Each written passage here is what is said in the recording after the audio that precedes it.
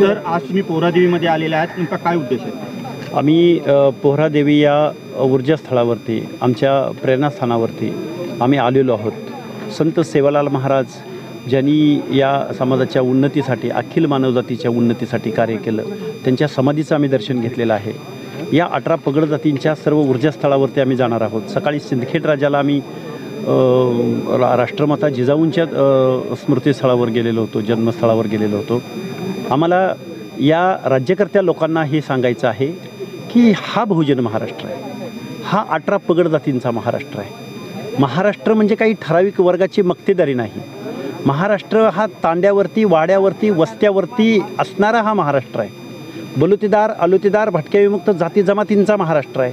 अर्ध्याहून जास्त लोकसंख्येचा महाराष्ट्र आहे आणि या महाराष्ट्रामधल्या या अर्ध्याहून जास्त लोकसंख्येचा जो संविधानिक अधिकार आहे, हक्क आहे, ही लोक आजही शारीरिक श्रमाचं काम करतायत। आमच्या महिला आजही रानूमाळ हिंडतात, काम करतात। आजही आम्हाला या स्वातंत्र्याची फळं चाखता आलेली नाहीत। आजही आम्हाला आमच्या हक्क आणि अधिकाराची जाणीव झालेली नाही। आजही आम्ही काबाड कष्ट करत आहोत आणि या सगळ्या लोकांना निर्णय प्रक्रियेमध्ये घेण्यासाठी, त्यांना सिव्हिलायझेशनमध्ये घेण्यासाठी, नागरीकरणामध्ये घेण्यासाठी, शिक्षणामध्ये घेण्यासाठी महामानव डॉक्टर बाबासाहेब आंबेडकरांनी आम्हाला ओबीसींचं 27% आरक्षण दिलं। ही गोष्ट आजच घडते असं नाही। देशाला स्वातंत्र्य मिळालं, घटना अंमलात येत होती, त्यावेळी 340व्या कलमामध्ये ओबीसींना आरक्षण देणारे बाबासाहेब, 341-42मध्ये ST-SCला आरक्षण देणारे बाबासाहेब, या 340व्या कलमाची अंमलबजावणी या देशातली लोक करत नाहीत म्हणून डॉक्टर बाबासाहेबांनी आपल्या कायदेमंत्रीपदाचा राजीनामा दिला। माझ्या या ज्ञाती समाज बांधवांना, 18 पगड जातीच्या लोकांना, सर्व संत महंतांना, सगळ्या लोकांना आमची कळकळीची विनंती आहे, आपल्या पुढच्या पिढ्यांना जर आपल्याला काही आपले हक्क अधिकार अबाधित ठेवायचे असतील तर तुम्ही या लढ्यामध्ये उतरलं पाहिजे। आपल्या दैवतांचा आपण आशीर्वाद घेतला पाहिजे।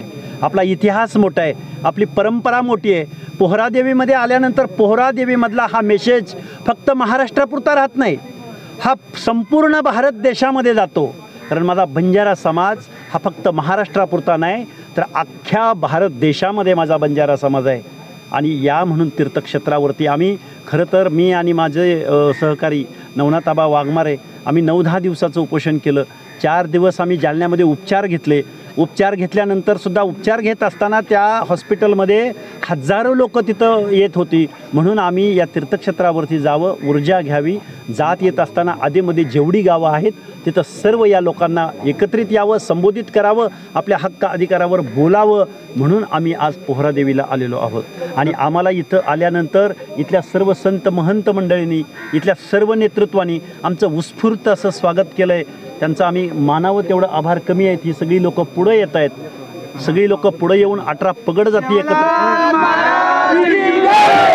प्रकाश आंबेडकर यांनी सुरुवातीला मराठा आरक्षणाला पाठिंबा दिला होता, मात्र आता ते आरक्षण रद्द करण्यात यावं आणि ओबीसीमधून त्यांना आरक्षण देण्यात येऊ नये अशी मागणी केलेली आहे। हे बघा, सन्माननीय बाळासाहेब आंबेडकरांनी नेहमी ओबीसीचं ताट हे अबाधित राहावं अशीच भूमिका घेतलेली आहे। कारण या ताटामधून तुम्हाला संविधानिकरित्या देता येणार नाही अशी माझ्या माहितीप्रमाणे बाळासाहेबांची नेहमीची भूमिका राहिलेली आहे। रक्तनातेसंबंधातील जे ज्यांना आरक्षण दिलं जाणार होतं त्या संदर्भात आक्षेप घेतलेला आहे आंबेडकर नाही। बघा, सगळे आणि सोयरे, माझ्या या विजय एनटीमधल्या बांधवांनाही माझं सांगणं आहे, सगळे आणि सोयरे, सगळे म्हणजे दुधाचे आणि रक्ताचे, सगळे या शब्दाची अशी व्याख्या आहे। आणि सोयरे म्हणजे लग्न झाल्यानंतर एकत्रित झालेले सोयरे। ह्या दोन्हीही कन्सेप्ट ना संविधानामध्ये आहेत, ना कुठल्या जजमेंटमध्ये आहेत, ना हिंदू लॉमध्ये आहेत, ना मुस्लिम पर्सनल लॉमध्ये आहेत, ना ख्रिश्चन लॉमध्ये आहेत, ना पारशी लॉमध्ये आहेत। हा कन्सेप्ट आणला कुणी? बघा, 80% आम्ही बोगस नोंदींद्वारे आम्ही मराठ्यांना ओबीसीमध्ये घुसवलं आहे असं म्हणणारे जरांगे, आता 20% लोकांना या सगळ्या सोयऱ्याचा अध्यादेश आणून आम्ही 100% मराठ्यांना ओबीसीमध्ये घुसवणार आहोत। हे जे वक्तव्य आहे हे घटनाविरोधी वक्तव्य आहे, हे बेकायदेशीर वक्तव्य आहे।